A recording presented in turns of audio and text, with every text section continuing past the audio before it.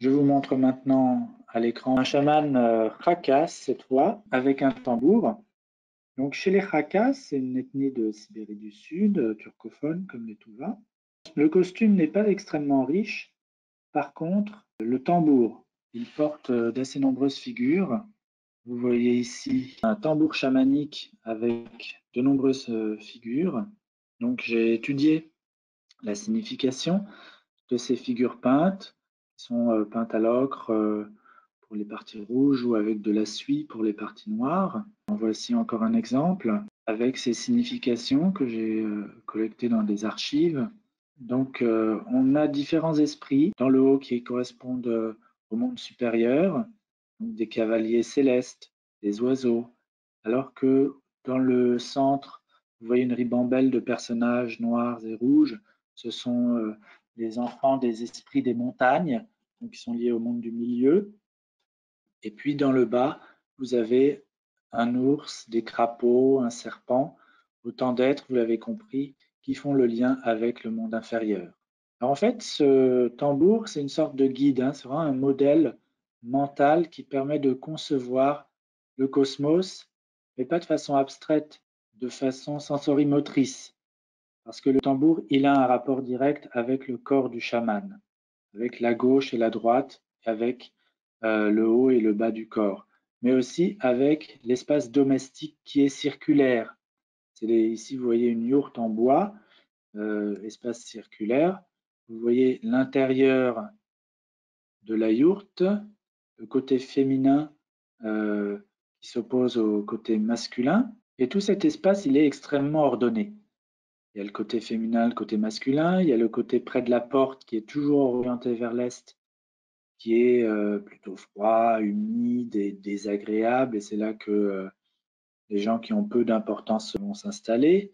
Et puis le fond, au contraire, plus éloigné de la porte, c'est là qu'on met le lit, c'est là que sont les maîtres, les anciens.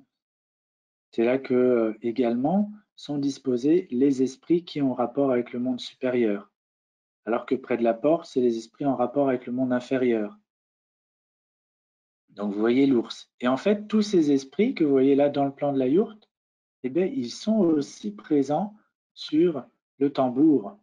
Donc, cette correspondance qui est représentée à l'écran, cette correspondance tout à fait frappante entre l'ordre cosmique représenté sur le tambour et l'ordre cosmique tel qu'il est incarné, spatialisé dans la yourte.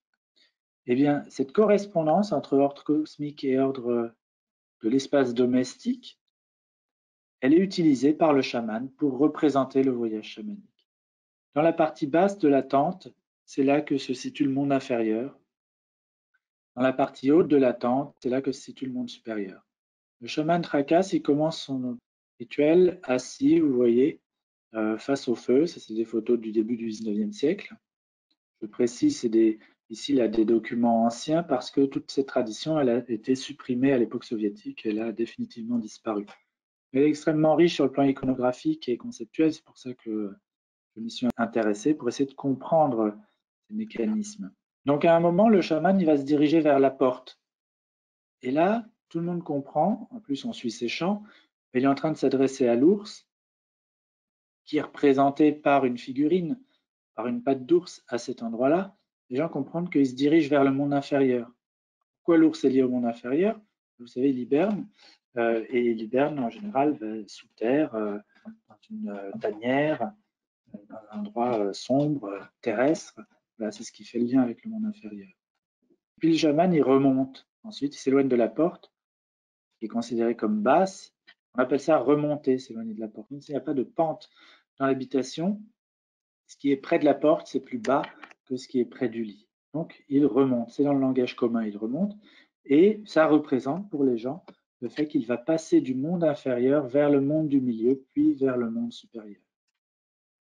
De cette manière, il va emmener avec lui le malade, il le prend avec lui, il fait quelques pas à travers la yourte, de la porte vers le feu, puis vers le coin d'honneur, et il représente ainsi un voyage chamanique accompli avec le malade. Il représente ainsi le fait d'être allé expulser un démon qui était présent dans le malade en le jetant au niveau de la porte et donc en le renvoyant vers le monde inférieur, et ensuite de ramener le malade vers le monde supérieur afin qu'il retrouve son âme, il rétablisse son équilibre, il se réinsère dans le monde auquel il appartient, le monde des vivants. Donc pour conclure, vous voyez que ces techniques chamaniques de l'invisible, elles mobilisent l'imagination de façon diverse, dans la tente sombre ou dans la tente claire. Dans la tente sombre, ça va être beaucoup plus à travers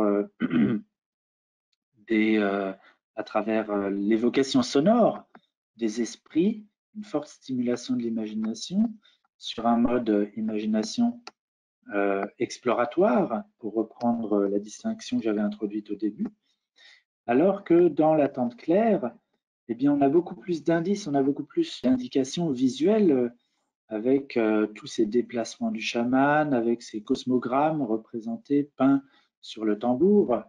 Donc, l'imagination est beaucoup plus guidée dans ce cadre-là et on se trouve sur le plan social dans un contexte beaucoup plus hiérarchique où le chaman, il a le monopole sur un certain nombre d'actions rituelles.